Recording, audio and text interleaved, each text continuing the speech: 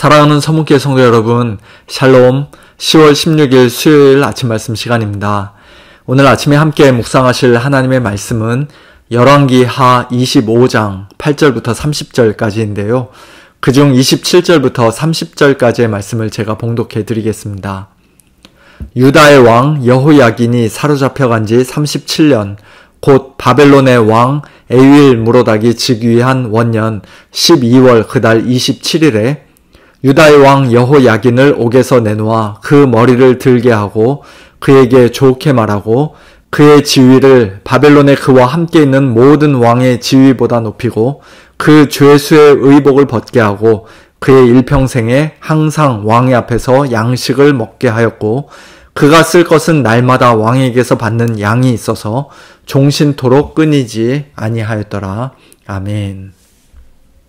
우리가 미국에 살면서 솔직히 극장에 갈 일이 그렇게 많지는 않습니다만 극장에서 영화를 다 보고 난 후에 사람들은 보통 두 부류로 나뉘는 것 같습니다. 한 부류는 영화가 끝나자마자 곧바로 자리에서 일어나 밖으로 빨리 나가는 사람들이고요.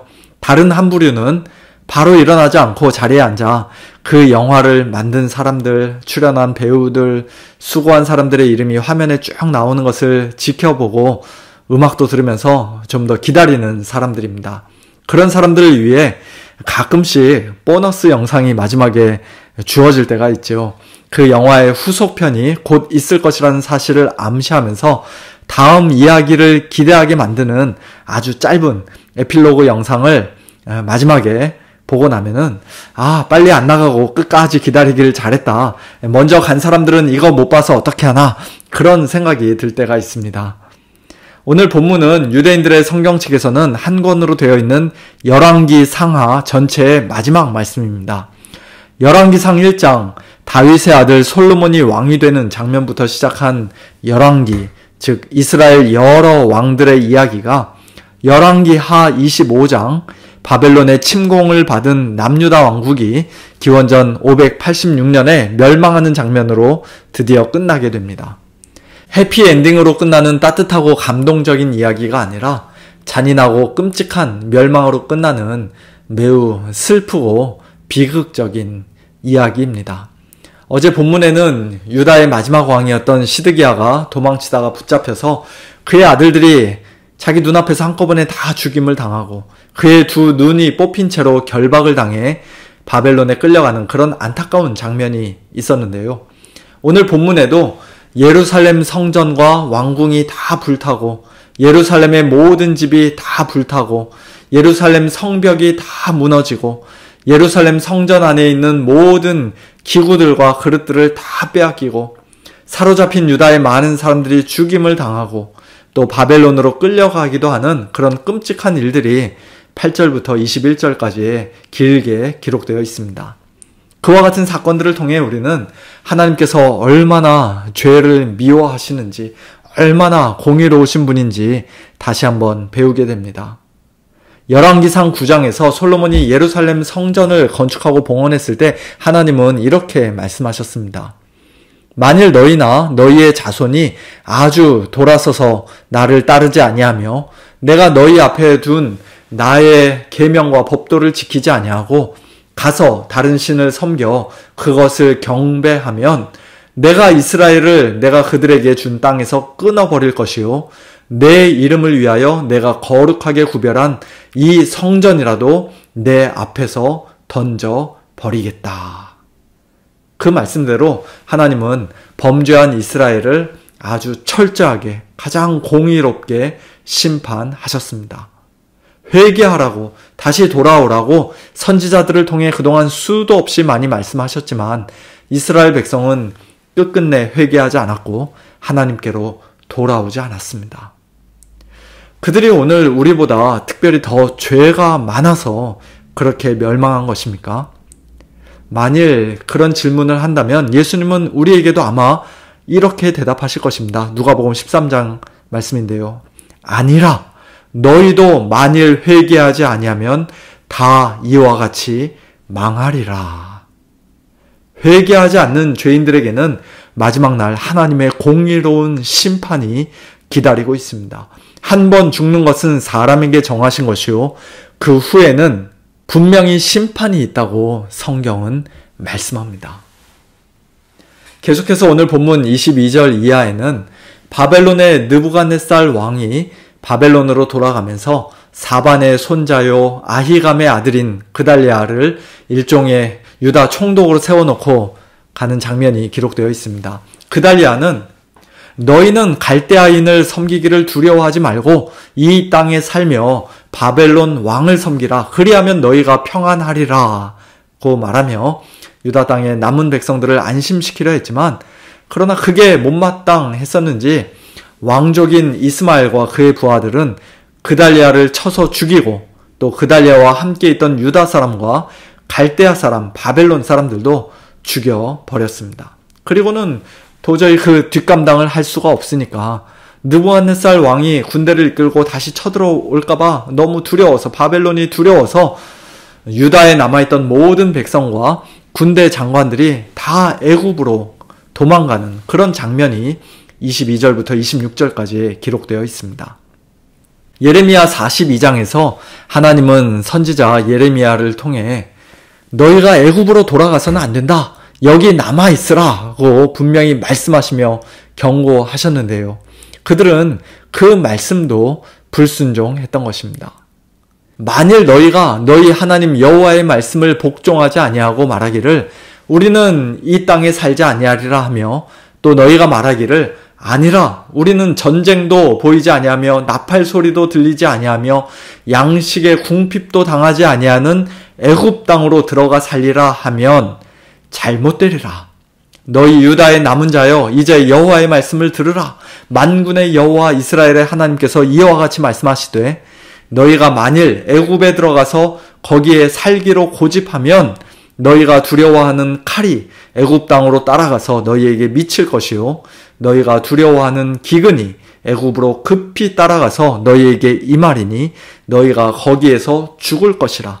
무릇 애굽으로 들어가서 거기에 머물러 살기로 고집하는 모든 사람은 이와 같이 되리니 곧 칼과 기근과 전염병에 죽을 것인즉 내가 그들에게 내리는 재난을 벗어나서 남을 자 없으리라. 하나님께서 그렇게 분명히 엄중하게 경고하셨음에도 불구하고 그들은 하나님보다 바벨론을 더 두려워했기에 하나님보다 애굽을 더 신뢰했기에 애굽으로 도망쳤던 것입니다. 그러나 그 애굽 땅에 진정한 평화와 안전이 있었을 리가 없지요. 그들은 하나님께서 경고하신 대로 애굽 땅에서 하나님의 무서운 심판과 재앙을 피할 수가 없었습니다. 이와 같은 장면으로 만일 열왕기 하의 모든 말씀이 끝났다면 열왕기서는 솔직히 굉장히 우울하고 암울한 책, 절망적인 책이 되었을 것입니다. 하지만 감사하게도 오늘 본문 27절 이하에서 우리는 하나님께서 짤막하게 보여주시는 마지막 에필로그 영상을 하나 보게 됩니다.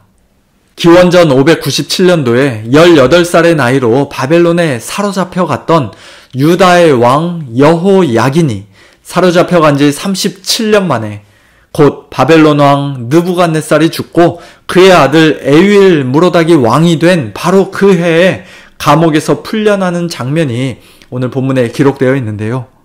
에윌 무로닥이 유다의 왕 여호야긴을 옥에서 내놓아 그 머리를 들게 하고 그에게 좋게 말하고 그의 지위를 다시 회복시키고 그 죄수의 의복을 벗게 하고 그의 일평생에 항상 왕의 앞에서 양식을 먹게 하고 또 그가 쓸 것도 종신토록 끊이지 않게 공급해주는 그런 장면으로 열왕기서는 마칩니다.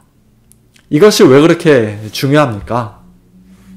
이스라엘의 역사가 하나님의 심판과 남유다의 멸망으로 완전히 끝난 게 아니라 이제 곧 후속편이 또 나오게 될 것이라는 사실을 하나님께서 힌트로 알려주셨기 때문입니다.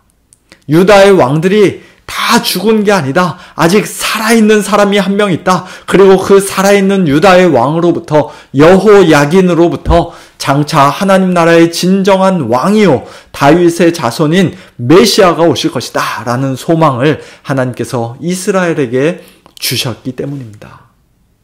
여호야긴이 인간적으로는 비록 선한 왕이 아니었지만, 악한 왕이었지만 오직 하나님의 주권적인 선택으로, 또한 하나님의 크신 긍휼과 은혜로 그는 바벨론에서 죽지 않고 살아남게 되었고 또 옥에서 풀려나게 되었습니다.